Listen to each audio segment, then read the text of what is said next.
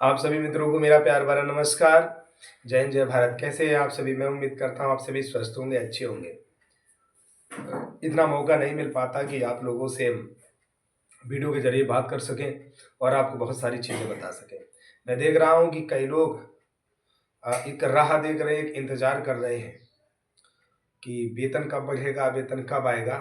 तो मैं सबसे पहले आप लोगों को एक जानकारी दे दूँ कि याद रखना कि सरकारें हैं 2017 में आई, इसलिए सरकारों के चक्कर में बिल्कुल ना पड़ें, क्योंकि सरकार कहती कुछ और करती कुछ है।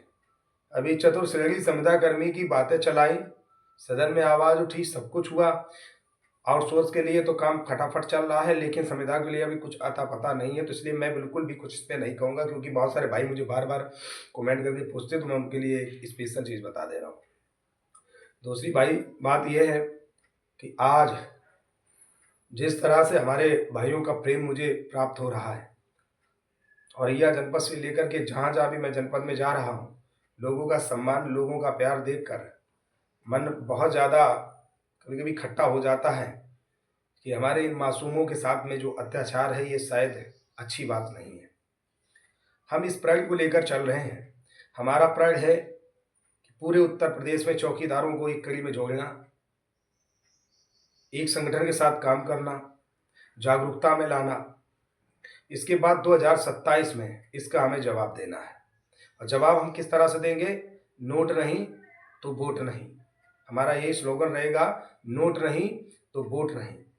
यहाँ तक प्रयास ये भी करूँगा कि चौकीदारों के गांव तक भी हम पहुँच सकें और वहाँ के लोगों को भी हम बता सकें कि चौकीदारों के साथ कितना जुल्म ढाया जा रहा है।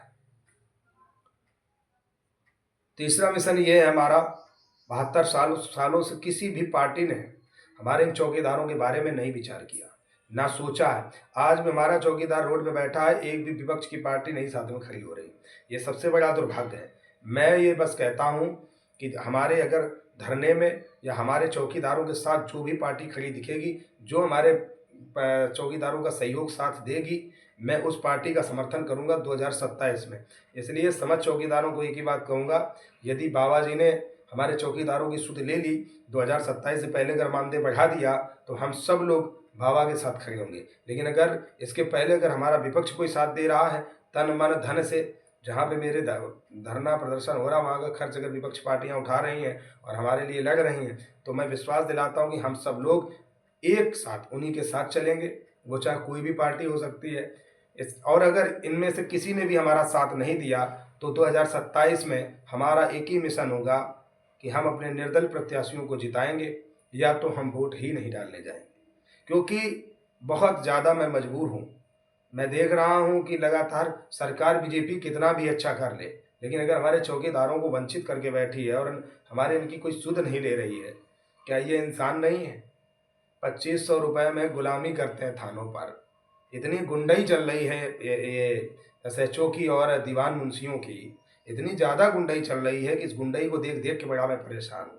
एक इकलौता अन्नूत्र पाठी क्या क्या, कैसे, कहाँ क्या करे। हर थाने, हर जिला में यही हाल है कि पूरी गुंडागर्दी के साथ चौकीदारों के साथ पेश आया जाता है।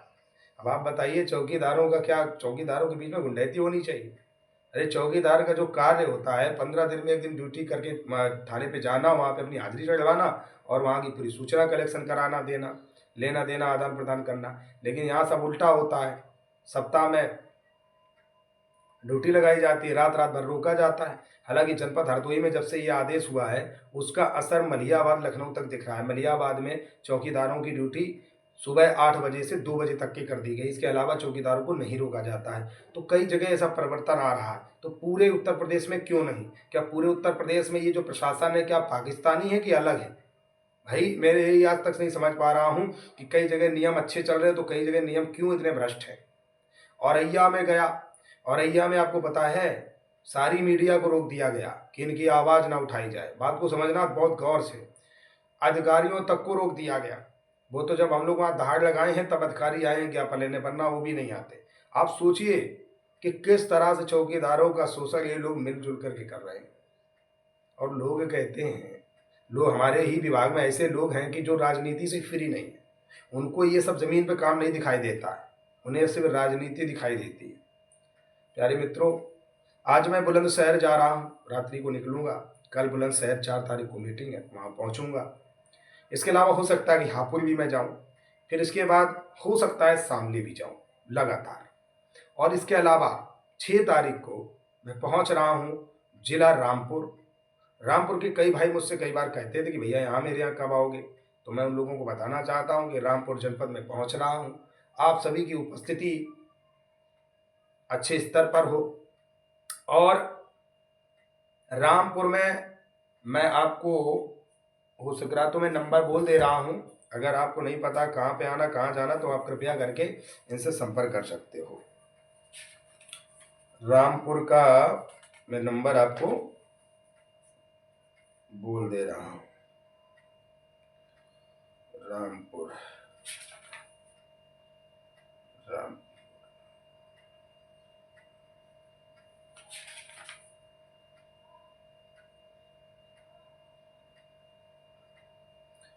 मैं इनका भाई का नंबर बता दे रहा हूँ। ये रामपुर कहाँ है, इनको जल्दी ढोलिया नहीं मिलता है।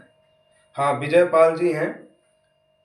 9756 91 0397, यानी कि 9756910397। इस नंबर पे आप संपर्क करके आप पता कर सकते हो। मैं रामपुर पहुंच रहा हूं, आप सभी की उपस्थिति होना बहुत ज़रूरी है। आप सभी अब जरूर उपस्थित होइएगा और हम कुछ नया करने का भी प्रयास करेंगे। आप सबको जागरूक करना ही हमारा एक उद्देश्य है। जिस दिन उत्तर प्रदेश को हमने जागरूक कर लिया, याद रखना कि सरकार भी आप बनाओगे जिसको आप चाहोगे।